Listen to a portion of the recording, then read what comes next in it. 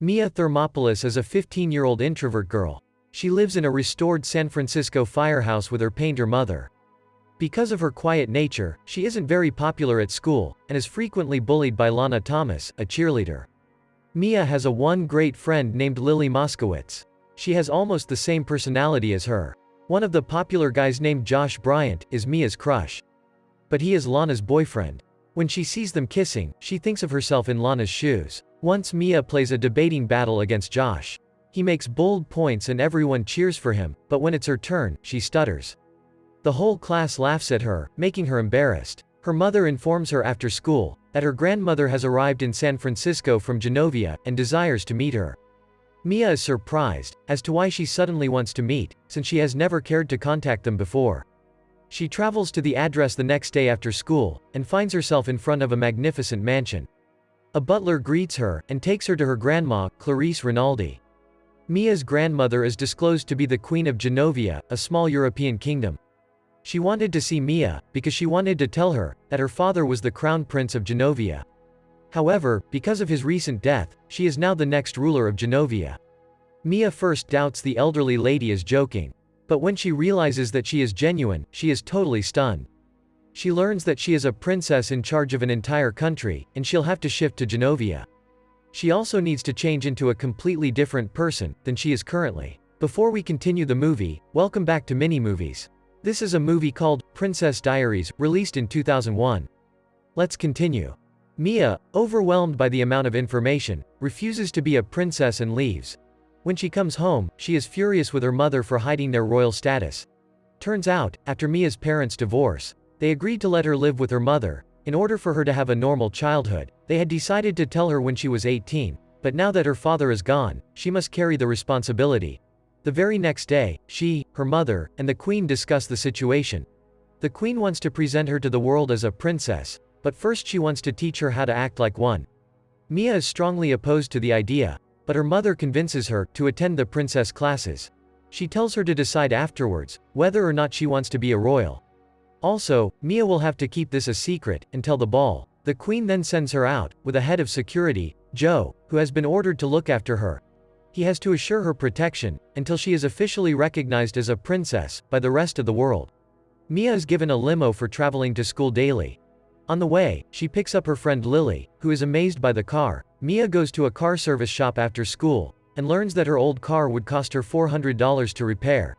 Michael, Lily's brother, who works in the store, has had a hard crush on Mia, but she rarely notices him. Following that, Mia starts attending her princess lessons at the mansion.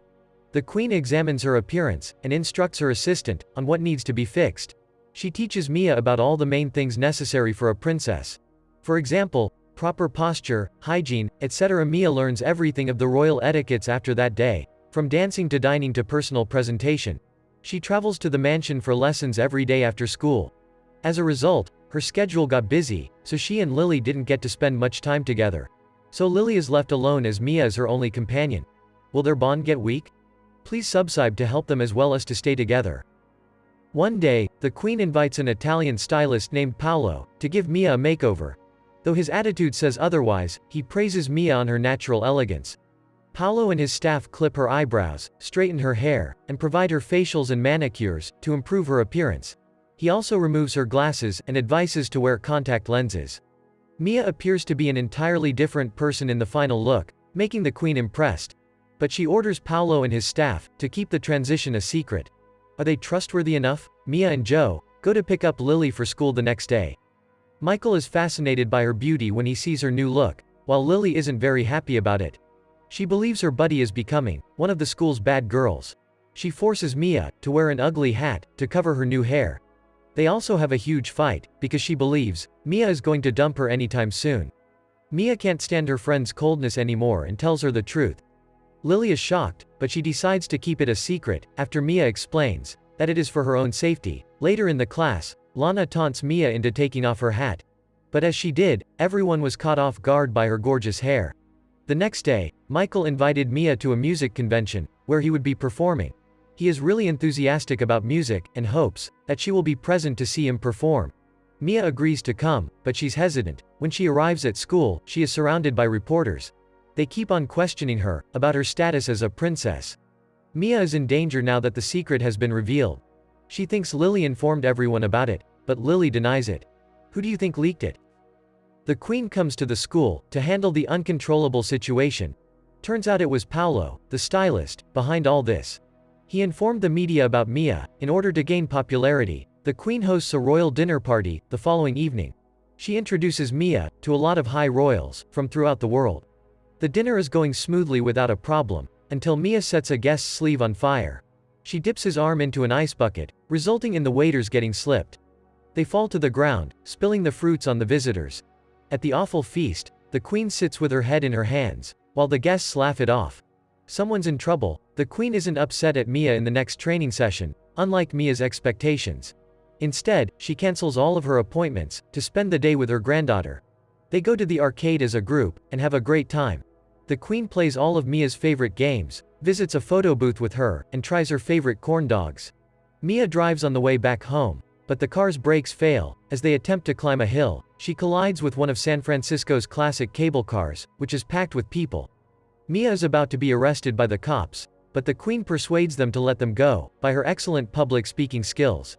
He even orders a police car to drive the royals home at the end of the scene. Mia admires her grandmother's abilities, and even refers to her as the best queen. The next day at school, she is crowded by children who want her autograph. She was used to going unnoticed and invisible, but suddenly, she is the center of attention at school. Even Lana tries to be her friend to a reporter, in order to gain reputation. Josh, her longtime crush, asks her out to a beach party on Saturday, to which she agreed happily. But then, she expresses regret to Michael, that she can't come at the convention. He is clearly upset that she has chosen Josh, above him. Mia's mother points out, that Josh didn't like her, until he realized she was a princess, but she ignores her. The beach party went well in the starting, until the media arrived, looking for the princess. Mia and Josh hide in a shelter, and he tries to kiss her. But she didn't give in, sensing something is just not right. When they come out, Josh kisses her forcibly in front of the media. He wanted to give the press something to talk about. Now, Lana and her friends played the part in fooling Mia. They trick her into changing her clothes under a tent, and invite the media. They took pictures of her, dressed just in a towel, which is enough for making up good news.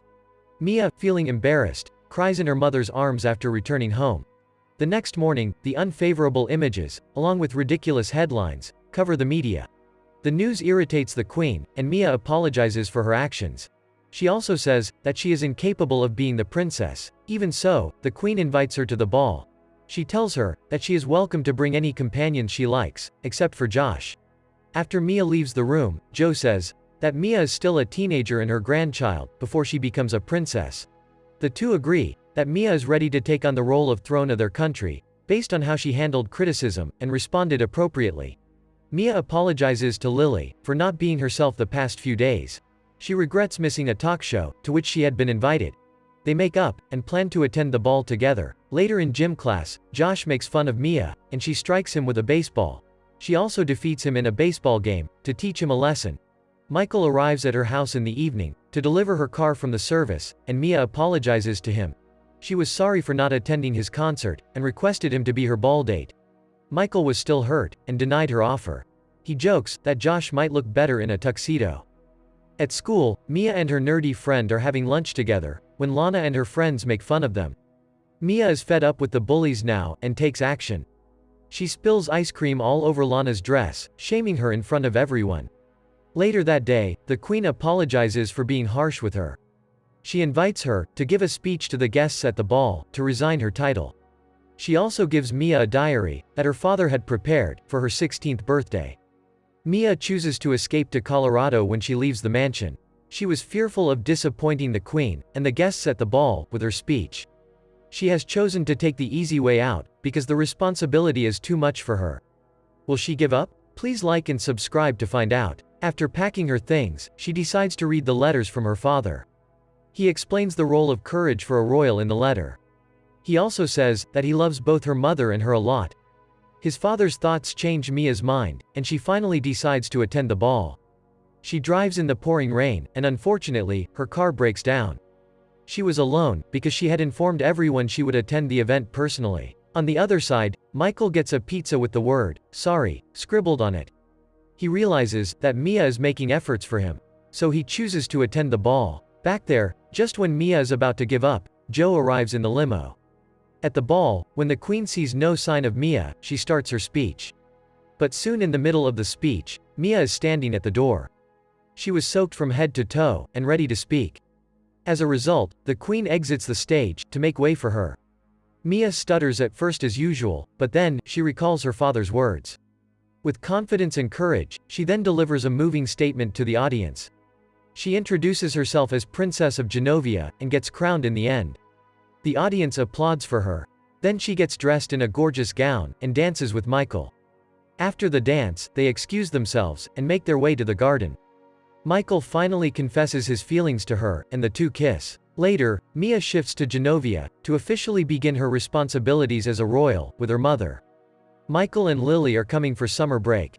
The huge palace of the royals of Genovia is presented towards the end of the film. When a 6-year-old boy loses his family in an attack by Germans, he is rescued by the Russian army, and the 6-year-old boy becomes soldier.